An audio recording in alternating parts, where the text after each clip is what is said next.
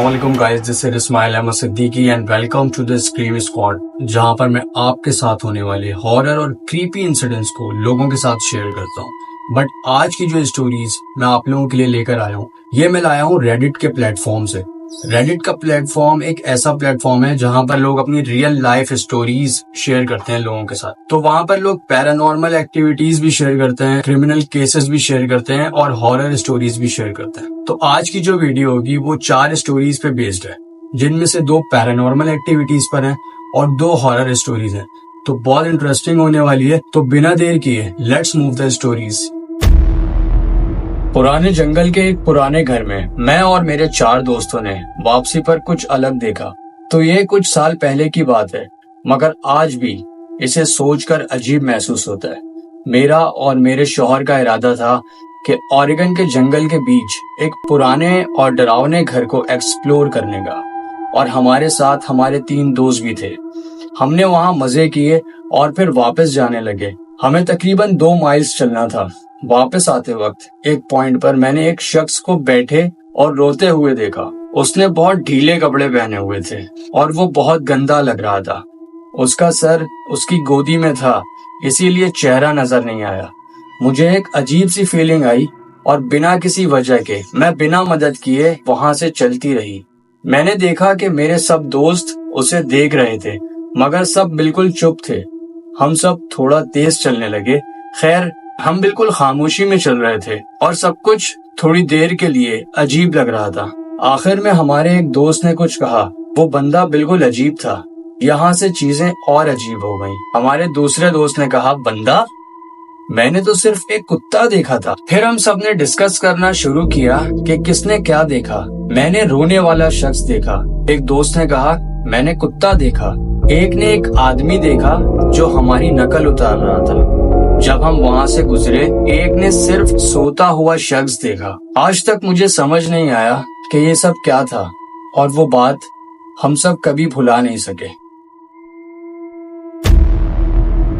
So guys, ये तो हो गई फर्स्ट स्टोरी जो तुम लोगों ने अभी सुनी। अब चलते हैं सेकंड स्टोरी की तरफ, और ये भी बहुत ज्यादा इंटरेस्टिंग होने वाली है। आई होप तुम लोगों को पहली स्टोरी जरूर पसंद आई होगी। अगर पसंद आई हो तो कमेंट में मुझे जरूर बता देना और फीडबैक देना मत भूलना। So let's move the second story. मैं अंकित हूँ, एक 15 साल का लड़का। मैं गमरट के एक छोटे से शहर में रहता हूँ, जो कि त्रिपुरा इंडिया में है। मुझे नहीं पता कितने लोग इस वाकये पर यकीन करेंगे, लेकिन ये सच है और अब भी मुझे डराता है। मैं हमेशा अपने वालिद से सुनता था कि गमरट में बहुत सी पैरानॉर्मल एक्टिविटीज होती हैं, लेकिन ये वाकया मेरे साथ होता था। हर रात 11 बजे मैं अपनी फैमिली के साथ बेड पर सोने के लिए जाता। कुछ अजीब नहीं होता था, लेकिन जब मैं 13 साल का हुआ तो मैं अकेला दूसरे रूम में सोना शुरू हो गया, और तब से जब मैं अकेला सोता था कुछ अजीब होता रहता था। जब मैं बेड पर जाता सोने के लिए तो गहरी नींद में चला जाता और कोई मुझे उठा नहीं सकता। मैं बहुत बेखबर सोता था, और रात के 3 बजे थे।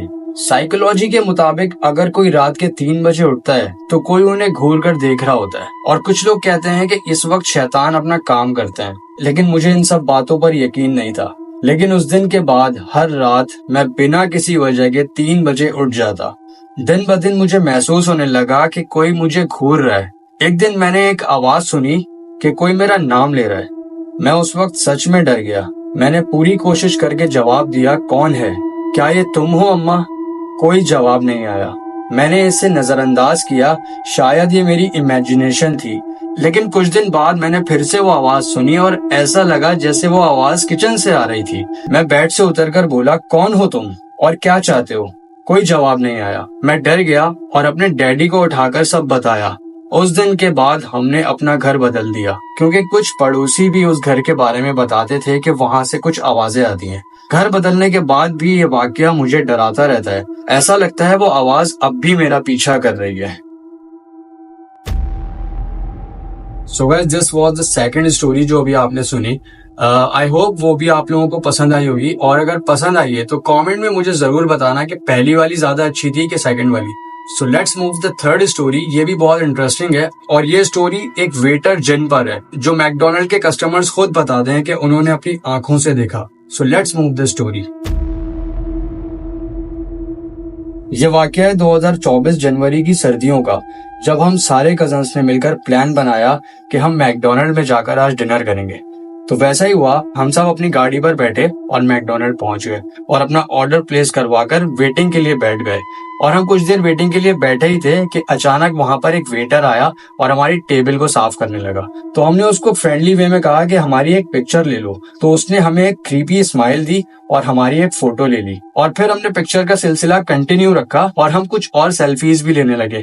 اور ہم کافی زیادہ گپ شپ کرنے کے بعد اپنا ڈنر کر کے وہاں سے گھر واپس آ گئے. ایز یوزول جب ہم اپنی ساری پکچرز دیکھ رہے تھے پورے دن کی، تو ہم نے ریئلائز کرا کہ جو پکچر اس ویٹر نے ہماری لی تھی اس میں ایک کریپی اسمائل دیتا ہوا وہی ویٹر ہماری پکچر کے ساتھ کھڑا ہوا ہے. مطلب وہ ہمارے پیچھے کھڑا ہوا تھا، لیکن اس نے پکچر تو بالکل ہمارے فرنٹ سے لی تھی. وہ اس وقت کیمرے میں موجود نہیں تھا اور یہ بات ہمیں آج تک پتہ نہیں چلی کہ وہ ایکچوئل میں ویٹر بھی تھا یا کچھ اور. ہم دوبارہ اس برانچ پر گئے، اس ویٹر کا پوچھا، لیکن ہمیں اس کی کوئی انفو نہیں ملی. نہ ہی کوئی اس کو وہاں پہ جانتا تھا اور نہ ہی اس کی پکچر دیکھ کر کسی نے اس کو پہچانا. اور وہ واقعہ ہماری لائف کا ایک ایسا واقعہ تھا جو کہ ہم 4 کزنز کبھی بھی نہیں بھول پائے. تو this was the third story جو ابھی آپ نے سنی. اور یہ اسٹوری ریڈٹ سے میں نے نہیں اٹھائی ہے، یہ بیسیکلی مجھے ایک بندے نے بھیجی تھی. اور جب وہ یہ اسٹوری مجھے بتا رہا تھا تو لٹرلی وہ کانپ رہا تھا، بٹ وہ اپنی آئیڈینٹی ریویل نہیں کرنا چاہتا. اس وجہ سے اس نے اپنا نام بھی بتانے سے منع کیا ہے اور وہ پکچر بھی اس نے مجھے شیئر نہیں کری. So let's move the fourth story. اور یہ اسٹوری میں نے لی ہے ریڈٹ سے. میں نے ہمیشہ سے اپنی فیملی سے سنا ہے کہ میری چھوٹی کزن کو نیند میں بولنے کی عادت ہے. میں نے سوچا کہ وہ مذاق کر رہے ہوں گے اس کو چڑھانے کے لیے، لیکن پھر مجھے خود یہ تجربہ ہوا. ہم اپنے گاؤں میں تھے تو میں نے اپنی 3 کزنز کے ساتھ ایک رات ان کے بنگلو میں گزارنے کا پلان بنایا. ہم سب اندھیرے اور گاؤں کی خاموشی سے ڈرتے ہیں. یہ عجیب ہے کہ اگر کبھی ہم پہ حملہ ہو جائے تو ہم سب آسانی سے ہار مان جائیں گے. خیر، ہم چاروں نے ایک ہی کمرے میں سونا تھا اور لیونگ روم اتنا بڑا تھا کہ 4 چارپائیاں آسانی سے لگ جائیں. سونے کا انتظام کچھ اس طرح تھا: دوسری سب سے بڑی دروازے کے پاس، پھر میں، پھر سب سے بڑی اور سب سے چھوٹی دروازے کے پاس. اب ایک سیڑھیاں تھیں بالکل سامنے جہاں سب سے چھوٹی بہن سو رہی تھی. رات کا ٹائم تھا، تقریباً مڈ نائٹ. ہم گاؤں میں جلدی سو جاتے ہیں. میں ایک ناول پڑھ رہی تھی اور باقی سب سو چکے تھے. میں دروازے کی طرف منہ کر کے سو رہی تھی. سب سے بڑی بہن نے اچانک میرے کندھے پر 2 بار مارا اور میرا بازو پکڑ لیا. میں ڈر گئی اور اسے دیکھا اور پوچھا کیا ہوا، لیکن وہ سو رہی تھی. جیسے ہی میں اس کے آگے دیکھتی ہوں جہاں سب سے چھوٹی تھی، میں دیکھتی ہوں کہ وہ اپنی چارپائی پہ بیٹھی ہوئی تھی، سیڑھیوں کی طرف دیکھ رہی تھی اور ان کی طرف اشارہ کر رہی تھی. یہ راستہ بیڈ روم اور پہلی منزل کی طرف ٹیرس کو جاتا تھا، لیکن لائٹ بند تھی جس کی وجہ سے سیڑھیاں اندھیرے میں نظر آ رہی تھی. میں نے اسے اس کا نام لے کر پوچھا کہ کیا ہوا، تم سیڑھیوں کی طرف کیوں اشارہ کر رہی ہو؟ تبھی وہ چیختی ہے. میں قسم سے کہتی ہوں کہ وہ اتنی زور سے چلائی پھر بھی باقی 2 نہیں جاگی. وہ چیختی ہے، نو ڈونٹ ڈو اٹ. یہ آواز ڈر سے بھری ہوئی تھی لیکن زور سے تھی. میں اسے جو دروازے کے پاس تھی اٹھانے لگی اور اسے بولا کہ ہماری سب سے چھوٹی بہن نیند میں بول رہی ہے. وہ اٹھتی ہے اور میرے پیچھے دیکھتی ہے اور کہتی ہے، تم کیا کہہ رہی ہو؟ سب سے چھوٹی تو آرام سے اپنی چارپائی پہ سو رہی ہے. میں دیکھتی ہوں کہ سچ میں وہ اپنی چارپائی پہ آرام سے سو رہی تھی. ہو سکتا ہے تم سوچو کہ میں ہیلوسینیٹ کر رہی تھی یا سپنا دیکھ رہی تھی، لیکن نہیں. اس نے اگلے 2 دن بھی یہی کیا.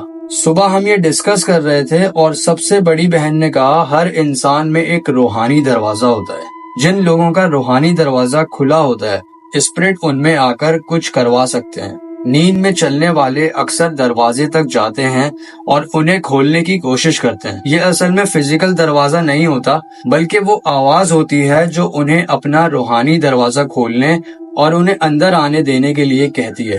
شاید وہ اس کی روحانیت تھی یا پھر کچھ اور جو اسے نیند میں اس حد تک مجبور کرتا تھا کہ وہ چیختی چلاتی تھی. لیکن وہ واقعہ جو اس رات میرے ساتھ پیش آیا وہ آج بھی کبھی کبھی مجھے ڈرا دیتا ہے.